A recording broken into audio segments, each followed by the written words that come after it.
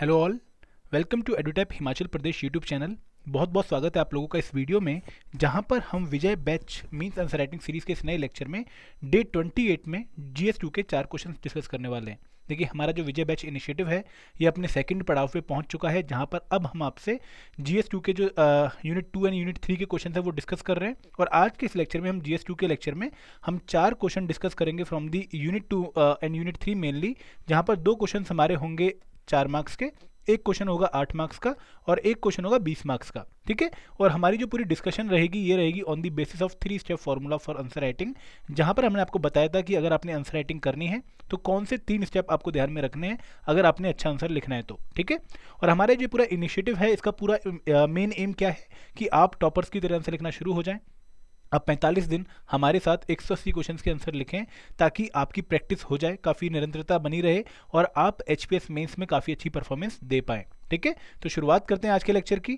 हमारा जो पहला क्वेश्चन है it is from the topic transparency, accountability and ethics in governance in India, GS2 paper 5 unit 2 sub unit 1 का एक question है।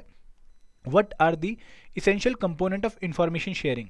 देखिए, आजकल के ज़माने में जब हमारी जो गवर्नमेंट है वो ई गवर्नेंस इनिशिएटिव पे काफ़ी ध्यान दे रही है, तो काफ़ी इंपॉर्टेंट एक टर्म हो चुकी है इंफॉर्मेशन शेयरिंग, कि आप लोगों को इन्फॉर्मेशन टाइम टू टाइम मिलनी चाहिए और जो गवर्नमेंट डिपार्टमेंट है उनको इन्फॉर्मेशन शेयर करनी चाहिए। तो हमें पता होना चाहिए कि एक इन्फॉर्मेशन शेयरिंग में कौन कौन से इसेंशियल कंपोनेंट होने चाहिए। ठीक है, अब जब ये क्वेश्चन पेपर में आप एकदम देखोगे तो आपको वहाँ पर ध्यान में नहीं आएगा कि कौन कौन से कंपोनेंट होने चाहिए। तो यहाँ पर मेरी कोशिश क्या रहेगी कि मैं आपको बताऊँ कि कौन सी 4 बातें बहुत इंपॉर्टेंट होती हैं जब हम इंफॉर्मेशन शेयरिंग की बात करते हैं। ठीक है, अब ये क्वेश्चन मैंने क्यों पूछे, क्योंकि हिमाचल में 2018 में सिमिलर टाइप का क्वेश्चन पूछा गया था कि what do you understand by e governance.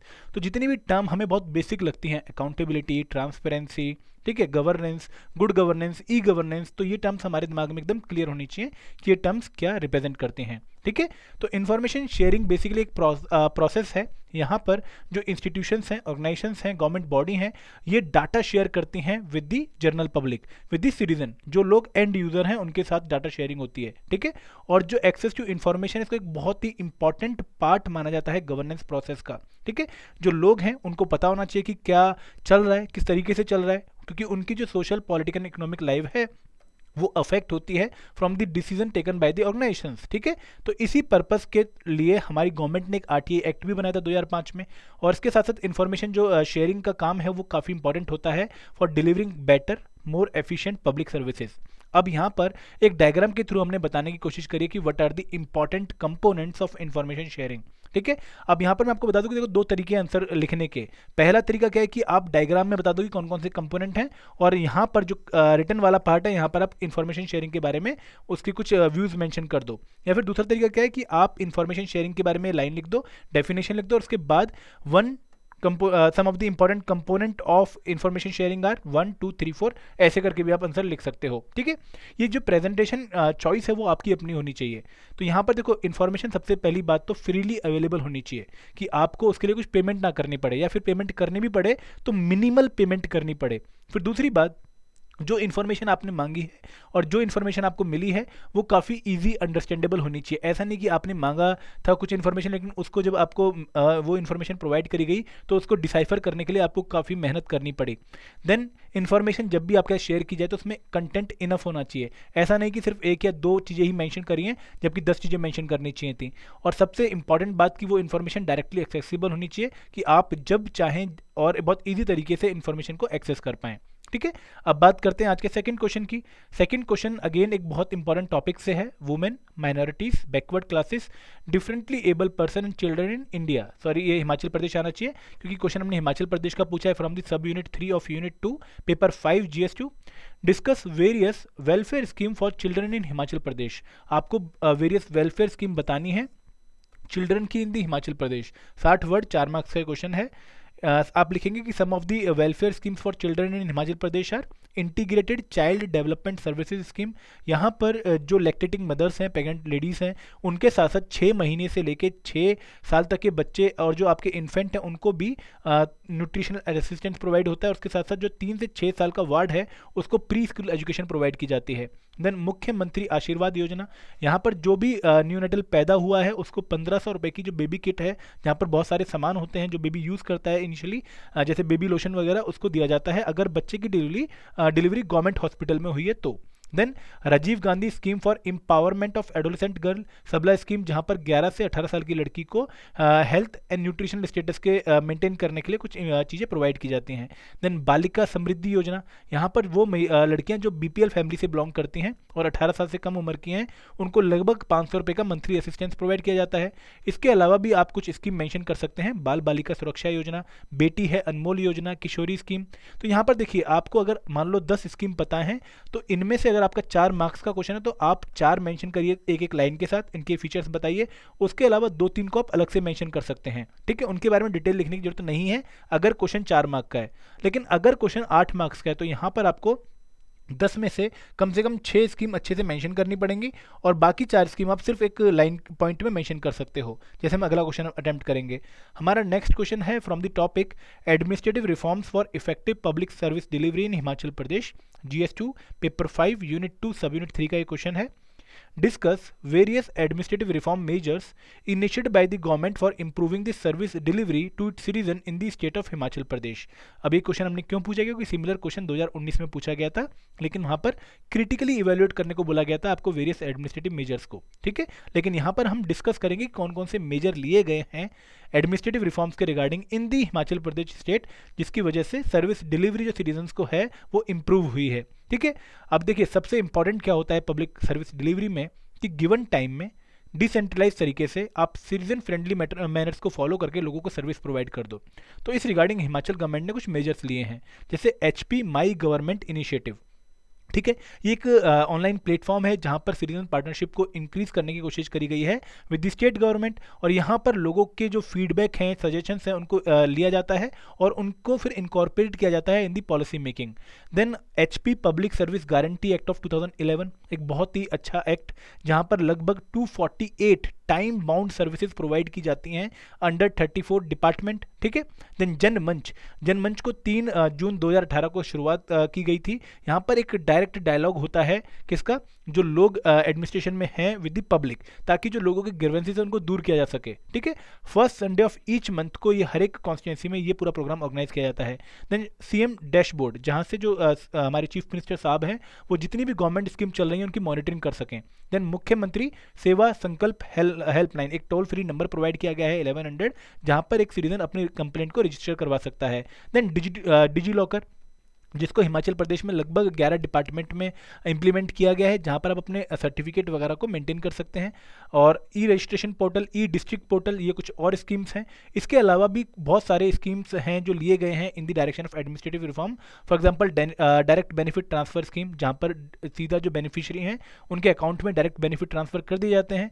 E-office for the file movement automation, ठीक है। सेटिंग अप ऑफ लोकमित्र केंद्र, reforms in public distribution system, और सबसे खास बात कि अब डिस्ट्रिक्ट वाइज एक डिस्ट्रिक्ट गुड गवर्नेंस इंडेक्स आता है जहां पर 7 themes, 8 focus subject and 100 indicator पर हर एक डिस्ट्रिक्ट को रैंक किया जाता है। जनरली यहाँ पर हमें शिमला फर्स्ट देखने को मिलता है। फिर आते हैं हमारे आज के लास्ट क्वेश्चन पे। टॉपिक क्या है, the Himachal Pradesh public service guarantee act 2011, GS2 paper 5 unit 2 sub unit 3 का ये क्वेश्चन है। What are the major features of the Himachal Pradesh Public Service Guarantee Act 2011? Also analyze its working in past few years. आपको working भी analyse करनी है। तो इस question में 2 माइक्रो पार्ट हैं, ठीक है। अब यहाँ पर हम आंसर कैसे करेंगे, हम सबसे पहले बताएंगे कि Himachal Pradesh public service guarantee act है क्या। ये एक एक्ट है जिसको गवर्नमेंट ने 2011 में इनेक्ट किया था ताकि लोगों को टाइम बाउंड एक गिवन टाइम में सर्विस प्रोवाइड की जा सकें, ठीक है। और इसके अंदर लगभग 248 टाइम बाउंड सर्विस प्रोवाइड की जाती हैं और 34 के आसपास डिपार्टमेंट इसके अंडर हैं, ठीक है। जैसे हेल्थ डिपार्टमेंट है, फॉरेस्ट डिपार्टमेंट है, पंचायती राज है, रेवेन्यू है, इंडस्ट्रीज हैं, ठीक है। और ये डिपार्टमेंट अपनी जो डिफरेंट सर्विसेज हैं वो इस एक्ट के थ्रू प्रोवाइड करते हैं। लगभग जो 248 सर्विसेज हैं इनमें 110 सर्विस जो ऑनलाइन मीडियम है उसको फॉलो करके प्रोवाइड की जाती हैं, 30 सर्विस ई डिस्ट्रिक्ट पोर्टल के थ्रू प्रोवाइड की जाती हैं and 80 service ease of doing business के अंडर हैं और वो प्रोवाइड की जाती हैं। अब इंपॉर्टेंट फीचर की बात करते हैं जो हमारे क्वेश्चन का पहला पार्ट है। देखिए पहला फीचर तो ये है कि इस एक्ट में हिमाचल प्रदेश का कोई भी एरिया एग्जाम्प्ट नहीं किया गया है। This act extend to the whole of the state of Himachal Pradesh. ठीक है, इस एक्ट में आपको राइट दिया गया है कि you have the right to obtain service within the given time limit. ठीक है, आपको जो डेजिग्नेटेड ऑफिसर है जिससे आपको सर्विस चाहिए, उसको आपको अगर आप सर्विस लेने जा रहे हैं तो आपको गिवन टाइम पीरियड के अंदर सर्विस मिलेगी। लेकिन अगर आपको गिवन टाइम पीरियड के अंदर सर्विस नहीं मिली है, ठीक है, आपने एक अपील फाइल करी थी, ठीक है, आपको वो सर्विस नहीं मिली, तो उसके बाद आप फर्स्ट अपील कर सकते हैं to the first appellate authority. ठीक है, within 30 days from the date of rejection of application. ठीक है, और इसके बाद जो आपकी अपील है उसको डिस्पोज किया जाएगा विद इन नेक्स्ट 30 डेज, और टोटल पीरियड अगर एक्सटेंशन है तो 45 दिन में आपकी जो अपील है उसको डिस्पोज किया जाएगा।